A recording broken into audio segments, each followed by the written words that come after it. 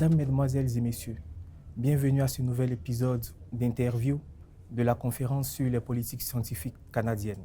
Je me présente, Othniel Manassé Godet, étudiant-chercheur à l'Université du Québec à Rimouski et bénévole au comité des événements et des ateliers du Centre sur les politiques scientifiques canadiennes. Aujourd'hui, je reçois Mme Martine Lagacé, vice-rectrice associée, promotion et développement de la recherche.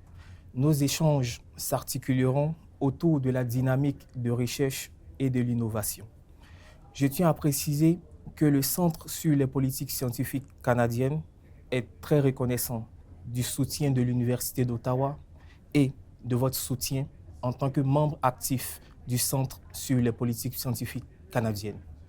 Et comme première question, Mme Lagacé, à titre de vice-rectrice associée, promotion et développement de la recherche, quelles sont les principales forces de l'Université d'Ottawa et comment cela contribue-t-elle à la dynamique d'innovation et aux activités de recherche de l'université? Je vous remercie pour la question d'abord et avant tout, et je remercie aussi la conférence sur les politiques scientifiques, une belle conférence auquel l'Université d'Ottawa se fait toujours un devoir de participer.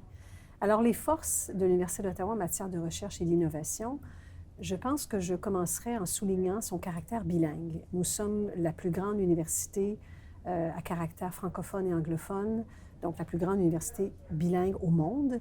Et cette dimension de l'Université d'Ottawa nous donne un avantage, je dirais, en termes d'impact, d'influence en matière de politique publique, des nombreux partenariats que nous pouvons développer, à la fois avec les paliers de gouvernement fédéral ou encore le palier de gouvernements provinciaux, également locaux et municipaux. Donc, on a une vocation pour le bilinguisme, aussi une vocation particulièrement pour la communauté francophone. Donc, on travaille beaucoup avec différents organismes pour essayer d'influencer les politiques publiques pour la pérennité de la langue francophone.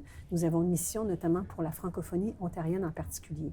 L'autre élément, je dirais, qui est une force, mais une force que nous n'avons peut-être pas méritée, mais c'est quasiment par défaut, l'Université d'Ottawa est située au cœur de la capitale nationale. Donc, nous sommes à quelques pas de marche, finalement, des grands décideurs publics, à quelques pas de marche des ministères fédéraux. Et donc, l'université a établi beaucoup de partenariats via ses équipes de chercheurs, via ses chercheurs individuellement également, avec les décideurs publics qui travaillent, qui œuvrent au sein du gouvernement fédéral. L'Université d'Ottawa est aussi membre du groupe des U15, donc les plus grandes universités qui sont les plus actives en matière de recherche. Donc, à ce niveau-là, la recherche à l'Université d'Ottawa prend une place extraordinairement centrale dans son plan stratégique comme institution, ce qui fait en sorte que nous pouvons encore une fois établir beaucoup plus de partenariats pour essayer d'influencer les politiques publiques. Une autre de nos forces que j'ajouterais, c'est toute la question de la diversité. L'Université d'Ottawa mise beaucoup sur la diversité à la fois au niveau de son corps étudiant, mais aussi la diversité en matière de ses thématiques de recherche. Au-delà de la diversité, s'ajoute également la question de l'interdisciplinarité. L'Université d'Ottawa est très bien positionnée en matière d'approche multidisciplinaire pour aborder les grandes thématiques, les grands enjeux sociaux, comme par exemple l'intelligence artificielle, les enjeux de santé, etc., etc. Alors, je dirais que ce sont, à première vue, là, les grandes forces de l'Université d'Ottawa. Une situation géographique, je pense, qui l'avantage, un caractère bilingue, une grande université de recherche, une mission bilingue et une mission pour la francophonie en particulier. Voilà. Et quelles sont les stratégies mises en place par l'Université d'Ottawa pour avoir un impact sur les politiques publiques et scientifiques? Très belle question également. Je pense que je commencerai par souligner le rôle que jouent nos 23 centres et instituts de recherche à l'Université d'Ottawa, et également notre près de trentaine de plateformes technologiques. Nos centres et instituts de recherche, sur les 23 centres et instituts de recherche, plus de la moitié ont une vocation politique publique. C'est-à-dire que ces centres et instituts de recherche-là, je vous donne quelques exemples, le Centre d'études en gouvernance, vous avez aussi l'Institut sur l'environnement, l'Institut LIFE qui fait des études particulièrement sur la question du vieillissement de la population. Donc, la mission de au moins la moitié de nos 23 centres et instituts de recherche, c'est de laisser une empreinte en matière de politique publique. Donc, nos centres font équipe avec les décideurs publics, avec les gens du gouvernement fédéral, avec les organisations comme la Conférence sur les politiques scientifiques canadiennes, pour partager les résultats de leurs recherches sur différentes thématiques. Donc ça, c'est une stratégie sur laquelle nous appuyons pour laisser une empreinte en matière de politique publique et de politique scientifique. Nos centres et instituts de recherche jouent un rôle immense par rapport à ceci.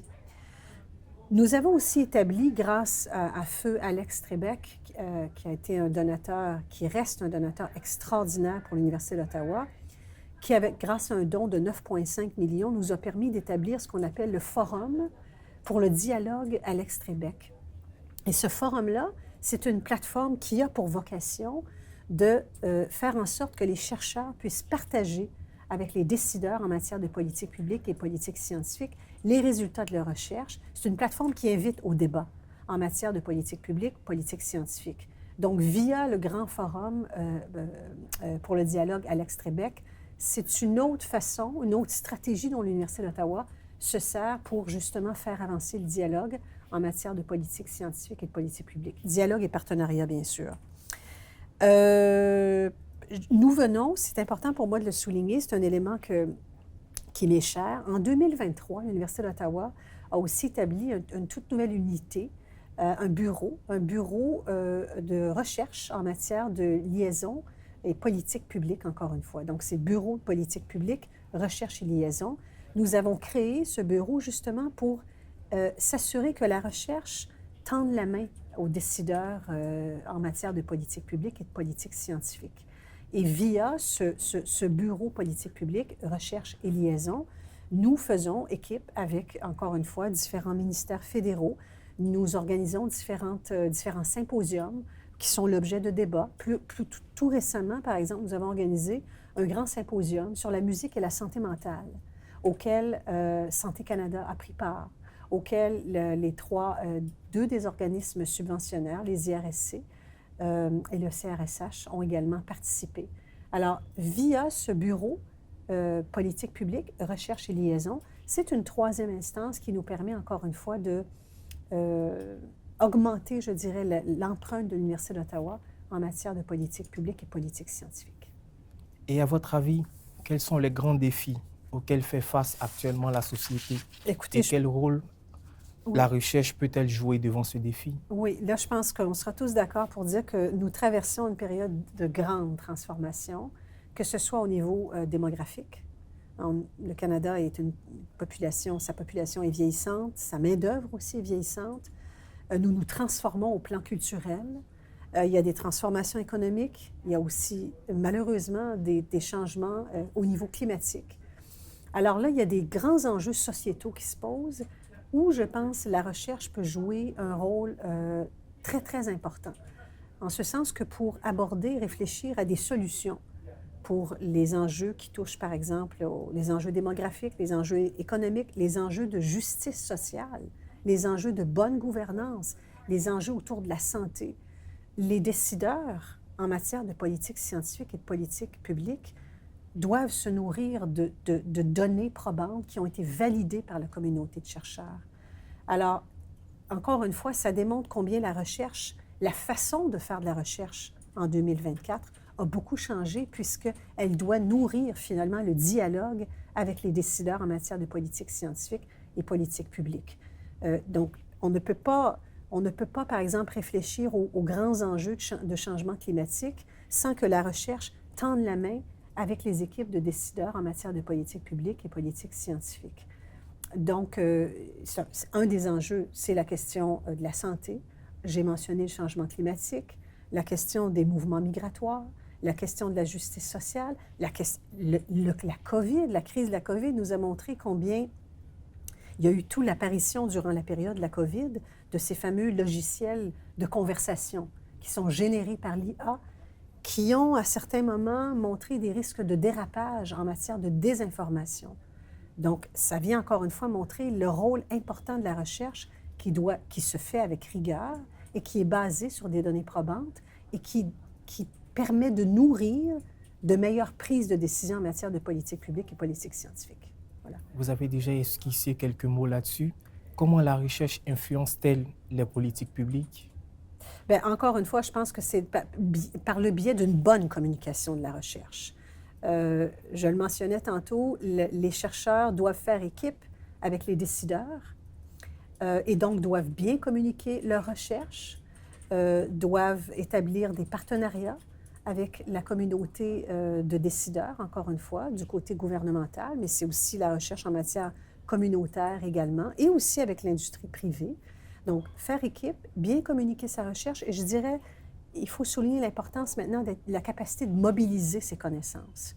Donc, mobiliser les connaissances qui sont générées par nos études comme chercheurs, par les résultats de nos études, ça veut dire être capable de prendre ces résultats et de les transmettre, encore une fois, aux décideurs ou à ceux qui sont les premiers touchés par des enjeux sociétaux.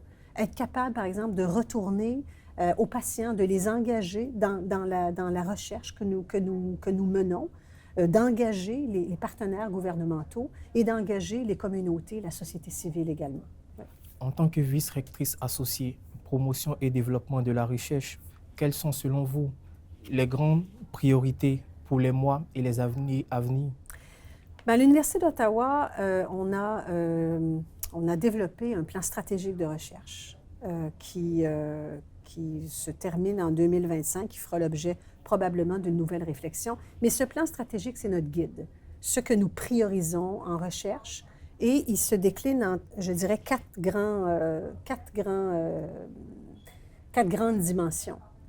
Nos priorités de recherche sont inscrites dans la question de la santé, tout ce qui touche à la santé dans son sens le plus générique. Ça peut être santé physique, santé mentale, justice par rapport à l'accès aux soins de santé également. La priorité va également à tout ce qui est le monde numérique, encore une fois en matière de développement d'outils numériques, d'outils technologiques, et ça peut être aussi par rapport à l'accès à ces outils-là. La troisième grande dimension, c'est toute la question des changements climatiques, la question environnementale qui nous préoccupe et pour lesquelles nous avons différentes instances de chercheurs et groupes de chercheurs qui travaillent. Je vous soulignais l'Institut de l'environnement qui fait énormément de travail, notamment avec le gouvernement fédéral.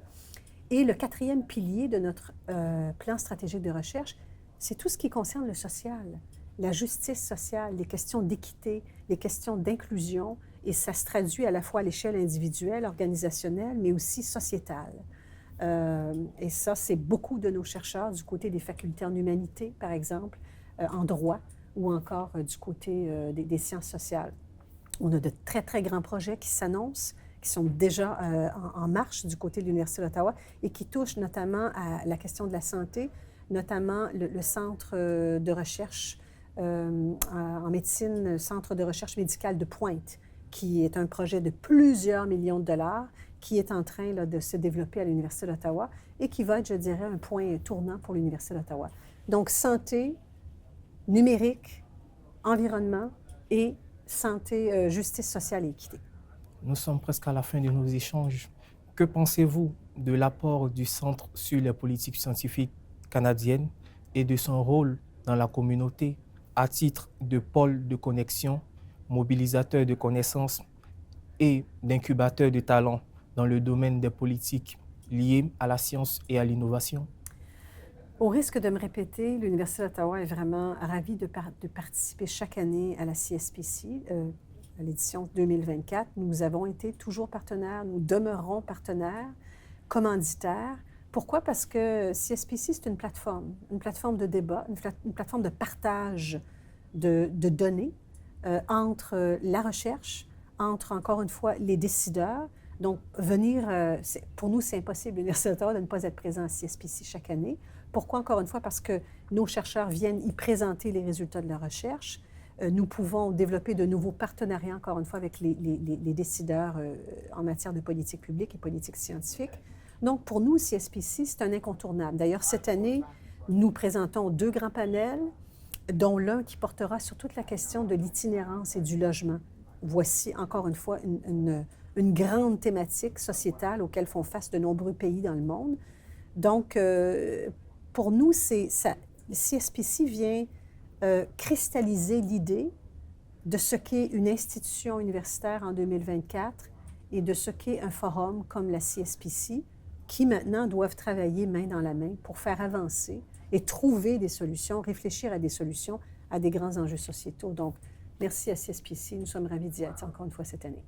Au nom du Centre sur les politiques scientifiques canadiennes, je tenais à vous dire merci d'avoir accepté notre série d'entrevues. Avec plaisir. Merci à vous. Merci.